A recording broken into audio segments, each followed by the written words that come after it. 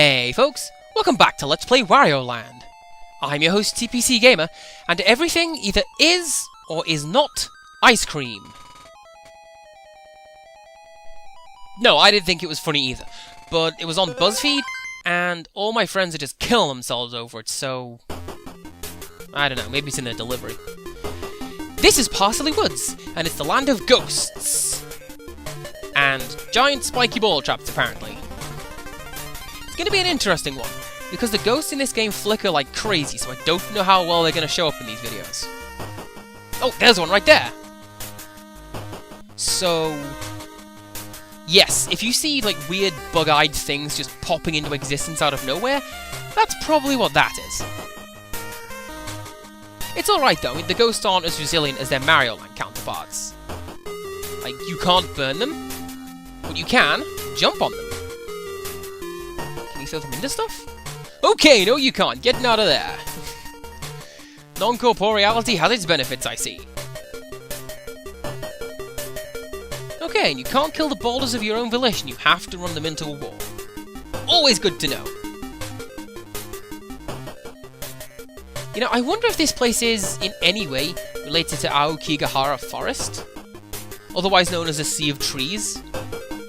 Otherwise known as that one forest near Mount Fuji where people go to commit suicide at a rate of, I think it's one person every 3 days? Now, this recording session has taken a very dark turn indeed. I need to lighten up a bit. Ah, I don't need that. I'm pretty sure there's a checkpoint room in one of these levels, and it has some huge payout just out in the open. Like, it's not even a trap or anything. And I also think you can just swim through this and avoid the boulders. I know it's possible to do some really skillful trick with... like that, for example. Nice work, Andy. Thankfully, I do know a little bit more about the game mechanics now than when I played as a child, and I know that the power-ups stay there if you don't collect them. When I was younger, I just used to grab everything I could. You know, gotta get those one-ups. Though to be fair, I am doing a lot better now than I did as a child. I mean, I used to die to just everything, and I am genuinely surprised that I'm doing as well as I am. Like, I thought this was just gonna be a... come on. There you go. I thought this was just gonna be a death fest left and right. Oh, and it's this bit! Okay, so, you come back to this bit later on in the game, and these blocks right here are inaccessible. So to stop Wario from hitting them, the program has put in 4 invisible blocks beneath them. But they are also impossible to hit. And I don't know why they do that, because... like, what is so bad about hitting heart blocks, even if you have to cheat to get them? Possibly a scrolling issue. Oh, that's clever! The game wants you to notice that pit, so I guess it threw that boulder at you to make you hide in it. The pit will come into play later on, but for now, let's push on. And I forgot to mention this last time because I was too busy talking about stickers or whatever. But Treasure K, the last one in the last episode, I always thought it was an American football. But looking at it now, it could just as easily be like an egg-shaped diamond or something. I mean, you can't expect miracles with the graphics, I don't think. I mean, these guys had a 3-inch screen and 4 shades of green to work with. You're not going to get photorealism with this. And incidentally, that's why I can't ever take haunted video game stories seriously. You know, Luigi was dead in the corner, there was blood everywhere, it was hyper-realistic! In 16 colours, somehow. And also there was Lavender Town. I mean, I can see the appeal of doing game-themed horror stories, get that right. A good way of being scary is to take something you're familiar with and turn it on its head. But that's not why people do it. They just figure Mario's popular, stories are popular, stories about Mario is double plus popular by virtue of its very existence. I can't not win if I do this! I'm not one to talk, mind you, because I've written some horror stories, and they are... not awful, I guess? I mean, the nicest thing I suppose you could say is that they're inoffensive. They're okay. Except for that one bit where my proofreader sent it back with a note reading, "What is wrong with you?" That was a fun day. And with that, Wario has destroyed an entire ecosystem for the love of money. Good on you, fella! It does also create an escape route, though, so we are now able to return and replay the other levels, if you like. I mean, it's a pretty clever way of pointing out to you that, hey, that level has changed now, go back and explore! Which, incidentally, is precisely what I'm going to do.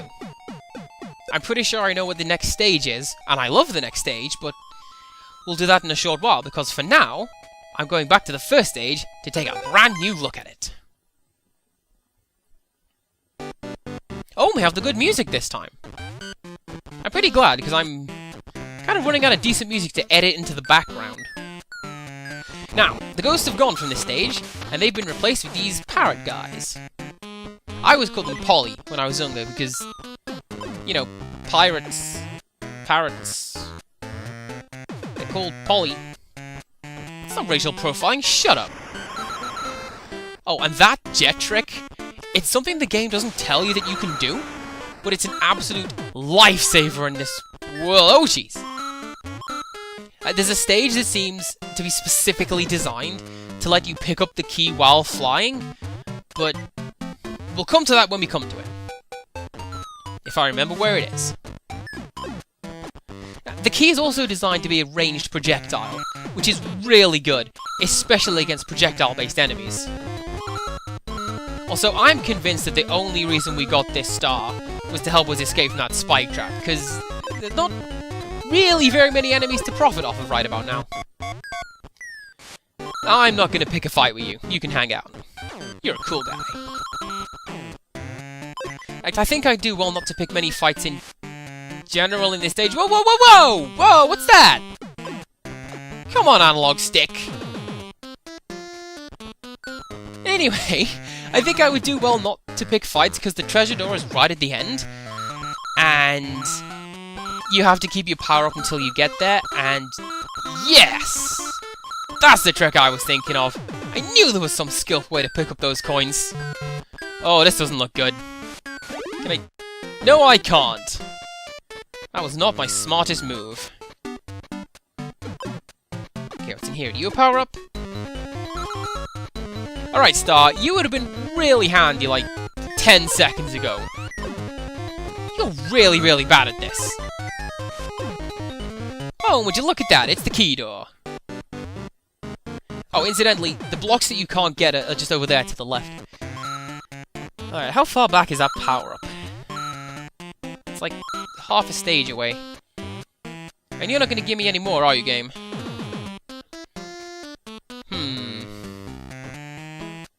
Okay. Well, I'm going to go ahead and I'm going to get the treasure anyways. Using slimy, underhanded tactics. Way to load in at the right time, Door Sprite. You are doing well. Now, I've mentioned this game's debug mode before now. To access it, pause the game and push select 1, 2, 3, 4, 5, 6, 7, 8, 9, 10, 11, 12, 13, 14, 15, 16 times. And it gives you this little block thing. Now, you can use it to alter any of these variables, increasing or decreasing as you wish. And if you move all the way over to Wario's head, you get to cycle through the power-ups. And collect something that I had always perceived to be Dalsim's head. No idea why, but there it is. So yeah, that is this game's cheat mode. And I used to exploit the hell out of that when I was younger. 999 coins at the end of every level, always having 99 lives. But that is the one and only one time I'm going to allow myself to use that in this playthrough. And only because I just had to show it off to you guys. Besides, I'm the bad guy. Wario doesn't play by the rules. I mean, hell, the ad campaign for this also included the tagline, "It's good to be bad." So, there you go. I'm a cheat code apologist now. Whatever. Course 33, let's go! Oh, I love this stage.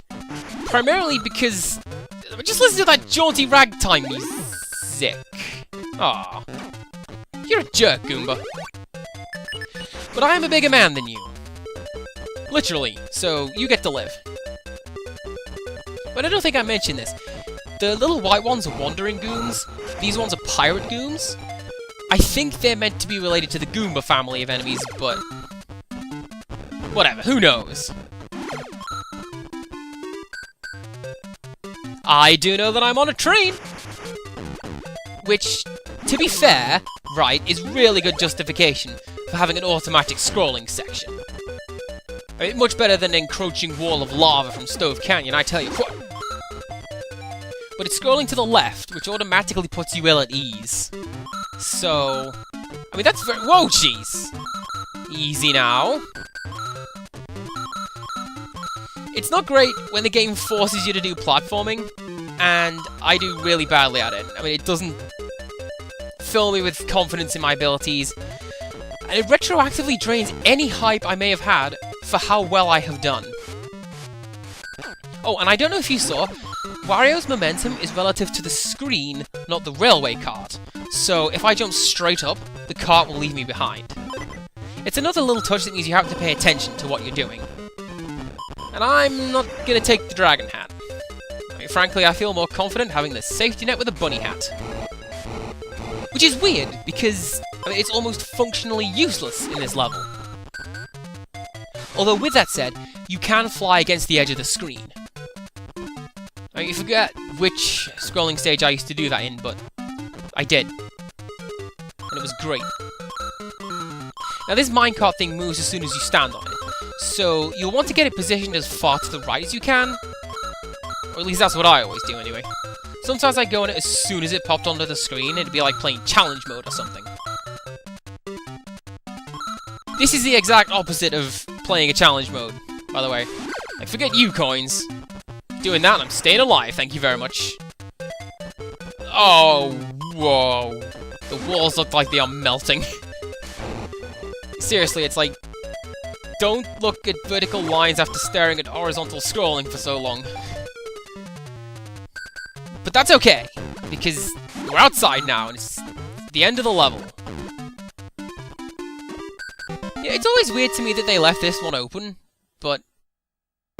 I suppose if you somehow avoided all the coins, you couldn't go back and just get enough to unlock the door. But I did get the coins. This is not an ascetic game. Material gain is the way to go. Which... fine moral standard to have given an 8-year-old version of myself. Okay, everybody do the Wario Rumba! Oh, yes! I wonder... huh. You know, I could swear that you used to be able to have this guy turn the enemies into coins while they were in your hand. I guess I was wrong. Alright, that'll do. I mean, this is a particularly interesting stage to me because... I mean, I think it might be a little nod to Super Mario Bros. 2, because it's a predominantly vertically scrolling stage. So, fun little thing about Mario 2. I think everybody knows it began as the Japanese game Doki Doki Panic, but it began development as Mario Bros. 2.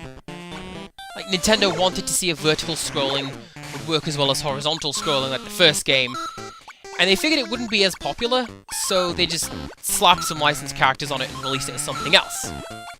And now you know the rest of the backstory. Oh, and speaking of, right, I know it's a palette limitation, but I love that the water inside the tree is a deep green. It makes me think of the tree zone from Wario Land 2, when you ended up swimming around in that weird sap-looking stuff. And speaking of weird-looking stuff, right, what possible contrivance does the game have for sticking a coin bucket on top of a chicken like that? I should stop looking at this game with as much scientific detail as I am.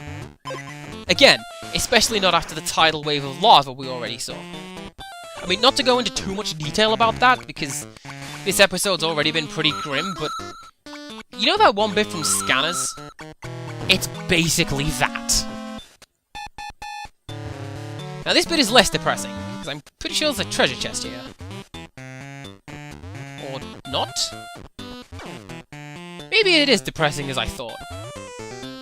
not having treasure does get me down pretty consistently. Never mind that, I did find something. And I think the rest of the level just clicked in my mind. Yep, there it is.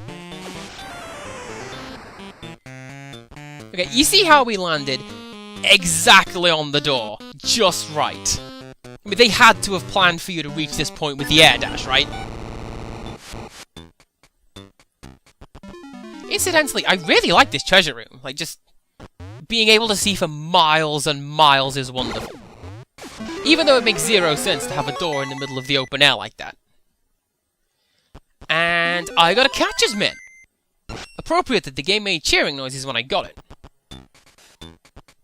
Less so that I talked over the whole sequence so that you couldn't hear it, but whatever. Okay, I'm going to head back to the bottom of the split path. Show you how it's meant to be done. Actually, before that, I'm going to hop over here and show you the middle path. There's 3 paths in total, because this level is called Fork Tree. But that's all there is in the middle, like garlic in a heart container. Nothing too exciting. Speaking of nothing exciting, this path is really straightforward, but I wanted to show off the air dash route. I was so proud of myself when I worked that out as a kid. Frankly, I was proud of a lot of things when I was a kid, so I shouldn't put too much weight on that. And yeah, that's all you missed. A ladder, and now the door. 96 coins is an alright haul, I think, but I mean, you can do better in that stage. I didn't much feel like farming with the coin chickens, because I'm showing off for you guys. Also, farming with the coin chicken sounds like something you do in Farmville or Harvest Moon or something. And this is not that. This is an action game with unsanctioned violence. And a happy, stompy, clappy ragtime. It really is a shame that they only use this tune in 2 stages, because it's one of my favourites. Although, from what I know, the music in the rest of the Wario Land series sounds a lot closer to this than the rest of this game's soundtrack. Is the background scrolling in the wrong direction? It looks to me like the train's going backwards. Oh, and I do see some cutoff with the wide mountains, though, so that means this is a terrible hack designed by second-rate amateurs, and it'll never be accepted on popular internet website. Joking aside, though, I do like the look of this level. But if I remember rightly, it only hints at some of the things they could have done with the scrolling physics, if they chose to expand them. Not... Wait a second, halfway point already? Well, case in point, am I right? And yeah, I'm gonna fight that guy, why not? I just feel like it. I can be vindictive when I want to be. Besides, that guy was a pirate, so he's the bad guy. Or at the very least, in my way, which is good enough. Check out these dynamic jumps. Final Fantasy VIII has nothing on this hot, action-packed train action. Or Final Fantasy VI. Or...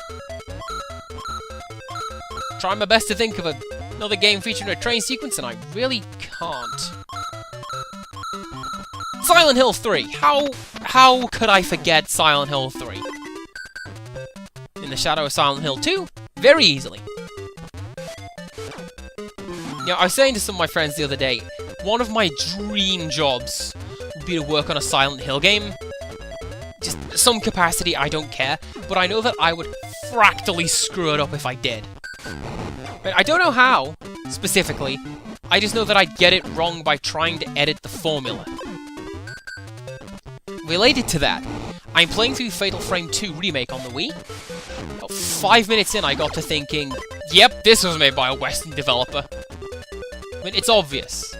The game has a much bigger reliance on jump scares and throwing stuff at the screen and shouting boo, rather than being Japanese horror, which I generally describe as being alone with something that hates you.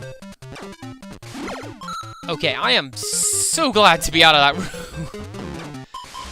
I tell you what, they never imagined the game would be seen on anything other than a Game Boy screen with that horizontal scrolling. It messes with your eyes. At least at this resolution. And thanks to everyone who said I should play with a smaller screen rather than filling it up, because that scrolling thing would be unbearable. Oh, yeah, so I have this on my notes, but I didn't talk about it yet. And this is the last stage, so let's do that now. This stage is called Parsley Woods, but when you drain the lake, the spelling of the name changes to Parsley Woods, where the E and the L have switched place. And this is because there are two separate maps for this world, one with the lake and one without. It makes sense, since one of them locks you in, and the other lets you leave to explore the map. I mean, I reckon they got mixed up when they were doing the designs and nobody caught it, because it's a very slight spelling error. Plus, I mean, this is a Game Boy game, so it's probably made by, like, 3 people. You know? Who knows?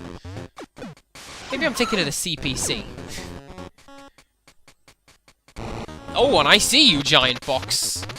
Is it the checkpoint room? No, it isn't. But I don't care, because I will take that! I mean, I've been burning through lives left and right. I need to stock up. You know, I have said it before, and I will say it again, I am legitimately surprised I'm doing as well as I am. I mean, I think we'll chalk it up to an extra 20-something years of gaming history and my apparently enhanced reflexes. Well, never mind that then! You see, the bunny hat has a dash effect, which means that you skip over one-spot gaps in the ground like that, and right into oncoming boulders. So that's smart. Dodge that one, though. And that one always got to me, because, like, the sprite of the spiked ball slightly overlaps with Wario's sprite by a few pixels. I mean, not enough to hurt, but enough to make me go which is a weird noise, and I hope my microphone picked it up. I'm gonna burn you. So what do you get for the cloud up there not paying enough attention to strike you? Ha! I cannot believe it has taken me that long to jam an enemy into a wall. It's one of the weird quirks of this game, and like, something that used to happen all the time when I was younger. It's the principle behind killing the treasures when you find them. I mean, I wouldn't feel too bad about it, though. I always imagine that the enemies in these games just kinda respawn over there a bit, you know, like Mario does when he dies. Yep, thanks for throwing that guy into the spike pit game. That is precisely what I wanted to do with that guy. I'm gonna keep my dragon hat. This guy isn't flammable like the last boss, but it can still hurt his minions. Because he's a ghost!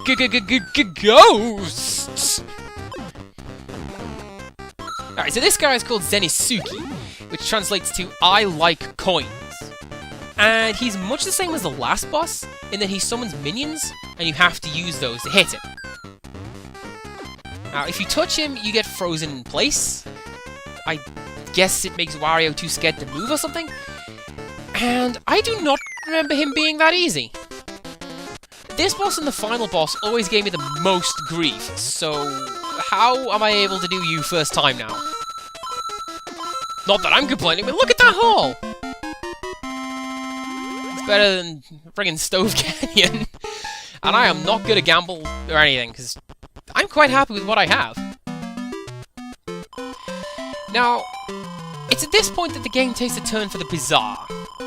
Having seen the ghost, Wario accepts that his love of money will take him to an early grave, and he gives up his quest against the Brown Sugar Pirates, and the final world is actually a typing tutor. So, tune in next time when we learn all about the home row. And until next time, goodbye!